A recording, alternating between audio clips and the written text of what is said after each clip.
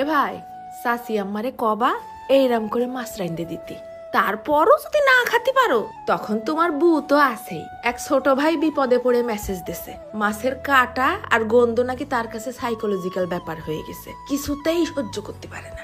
বয়স হলেও বুদ্ধির পরের থেকে এখনো পর্যন্ত মাছ ছুঁইনি। মাছ খাতে গেলে নাকি নাড়ি ভুড়ি সব উল্টে আসে, এত খারাপ লাগে। তা যে কোনো এক কাটালা বড় মাছ দিয়ে এই রেসিপিটা বানাই খাতে পারবান। আমার ঘরে পাঙাশ মাছ ছিল, তাই দিয়ে ঝটপট করে একটুখানি দেখাই দিই। প্রথমে কিন্তু অবশ্যই গরম পানি দিয়ে যে কোনো মাছ ধুয়ে নিবা, পারলি চামড়াটাও ছিলে নিবা, কারণ চামড়ায়ও অনেক সময় গন্ধ লাগে। তারপর মাছের কাঁটাটা ফেলাই দিয়ে শুধু মাছের গার গোশটুক নেব। 2 পিস মাছ তো ফেলাই দিছি একটা কাঁচা ঝাল আর একটা ধনেপাতার ডাল কুচি, আবার দিলাম 1 পিস লেবুর রস চিপড়াই, দিয়ে দিচ্ছি খানিকটা গোলমরিচের গুঁড়ো আর 1 চিমটি খানি দিলাম নুন, অল্প একটুখানি জিরের গুঁড়ো, 1/2 চা চামচেরও কম একটুখানি আদা বাটা, অল্প একটুখানি রসুন বাটা দিয়ে ব্লেন্ডারে দুটো ঘুরলি দিয়ে আনিছি। এইবার নামানোর পর ফেলাই দেবো চিমটি খানিক হলদির গুঁড়ো আর দিয়ে দিছি একটা ছোট্ট সাইজের পেঁয়াজ কুচি, সুন্দর করে মাখাই নেব। নুনও কিন্তু দিছি, তো একটু ভিডিওতে উঠিনি। একদম শেষমেশ দিয়ে দিচ্ছি আবার একটা ডিম ভেঙে, ভালো করে ছেনে নিছি। এর মধ্যে কিন্তু কোনো বেসন টেসন যাবে না, তাহলে মাছের তুলতুলে সফট ভাবটা থাকবে না। প্রথম পর্যায়ে তেলটা একটু বেশি দিছি, তার মধ্যে একটু বড় বড় সাইজ করে এক এক পিস করে ছেড়ে দেবো।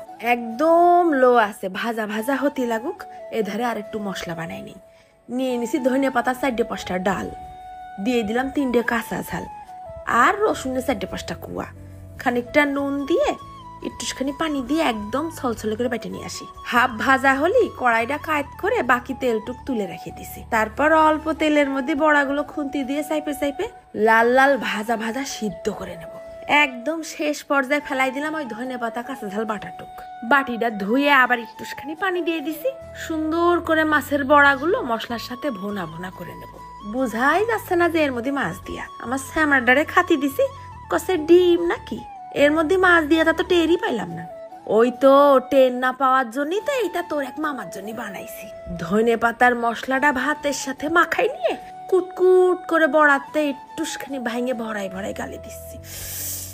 কি যে মজা রে ভাই, না খালি বুঝবি কি করে। মাছের বড়ার মধ্যে নেই কোনো কাঁটা, আবার ওধারে বেরোচ্ছে ডিমের ফ্লেভার, আর বাইরে তো স্ট্রং একটা ধনেপাতার ঘিরান।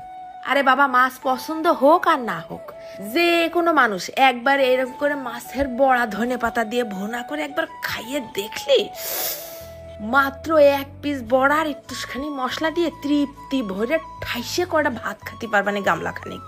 আরে বাবা, 2 পিস মাছ দিয়ে হয়েছে মাত্র 5 পিস, তাই এই 1 পিসই আমার ভাগ্যে জুটিছে। দেখানোর জন্যও তো মানুষ 2 পিস থালে পর নেয় নাকি, তার আগেই সব ভাগ বটার করে খাওয়া সারা। তো জায়গায় যা ভাই, তুই একবার এরম করে খাইয়ে দেখ, খাতি পারিস কি দেখ, আর না পারলেও সেটা আমারে জানা, তারপরে আমি আবার দেখতেছি। মাছ না খালি তো জিবলের অর্ধেক স্বাদই অপূর্ণ থেকে গেল রে শোনা। চলে যাচ্ছে আজকে খাতি খাতি। ধন্যবাদ।